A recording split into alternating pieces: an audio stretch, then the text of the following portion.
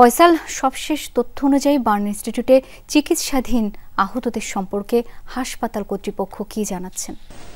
শাওন, এখনো পর্যন্ত ঠিক রাত ৯টা বাজে, এখন পর্যন্ত জাতীয় বার্ন অ্যান্ড প্লাস্টিক সার্জারি ইনস্টিটিউটে প্রায় ৪৪ জন ভর্তির বিষয়টি নিশ্চিত করেছেন প্রধান উপদেষ্টার বিশেষ সহকারী ডক্টর সাইদুর রহমান। তিনি কিছুক্ষণ আগেই ব্রিফ করেছিলেন এবং তিনি সেখানে বলেছিলেন ঢাকা শহরের যেই মূল ৭টি হসপিটালে এখন পর্যন্ত আহতরা ভর্তি রয়েছেন।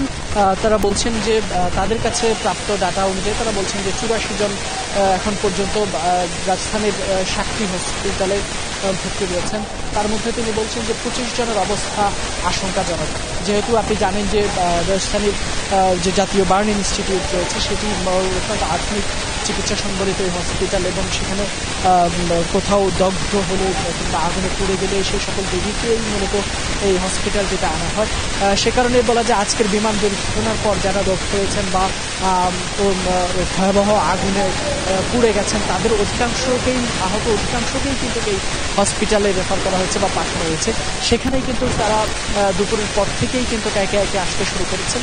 সেখানে এখন পর্যন্ত হাসপাতাল কর্তৃপক্ষ বলেছেন যে ৪৪ জন এসেছেন এবং তাদের চিকিৎসার ক্ষেত্রে হাসপাতাল কর্তৃপক্ষ কিন্তু তাদের সর্বোচ্চ চেষ্টা তারা করে যাচ্ছেন। বিশেষ করে আপনি জানেন যে যেহেতু এই ভয়াবহ এই দুর্ঘটনার পরপরই কিন্তু হাসপাতালে যে সকল ডাক্তাররা ছুটিতে গিয়েছিলেন কিংবা যারা ডে অফ ছিল সকলের কিন্তু সকল ধরনের ছুটি বাতিল করে তাদের সবাইকেই কিন্তু হাসপাতালে ছুটিতে আসার জন্য বলা হয়েছে। ইভেন এখন পর্যন্ত কিন্তু সেই সকল ডাক্তাররা নিরলসভাবে কাজ করে যাচ্ছেন, সেখানে কিন্তু তারা চিকিৎসা সেবা দিয়ে যাচ্ছেন। এর পাশাপাশি যদি বলি বিভিন্ন সাংস্কৃতিক সামাজিক বা স্বেচ্ছাসেবী সামনে যে উৎসব যে মানুষের যে ফল নেমেছে সকলেই আসলে তাদের জায়গা থেকেই কিন্তু তারা শুনতে এসেছেন কোনোভাবে যদি আহত মানুষগুলোর পাশে দাঁড়ানো যায়। আপনি জানেন যে এই হতাহতের ঘটনায় কিন্তু বেশিরভাগই কিন্তু হচ্ছেন শিশু, যার কারণে মানুষের মনের জায়গা থেকে আসলে শিশুদের প্রতি তাদের এক ধরনের সহানুভূতি কাজ করেছে।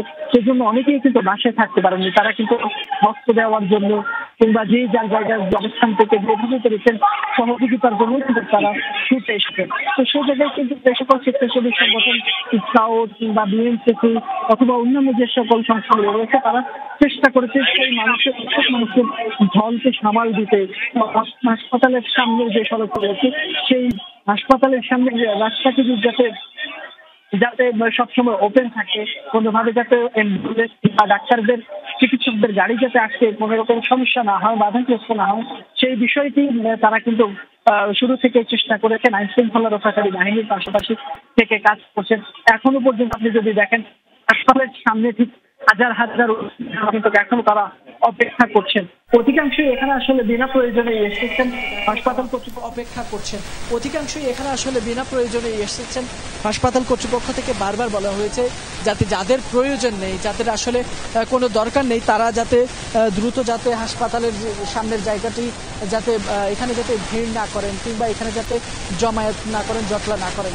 এতে করে একত যেমন চিকিৎসার সেবা প্রদানের ক্ষেত্রে ব্যাহত হচ্ছে কিংবা অসুস্থ রোগীদেরকে হাসপাতালে নেওয়ার ক্ষেত্রেও কিন্তু বাধাগ্রস্ত হচ্ছে।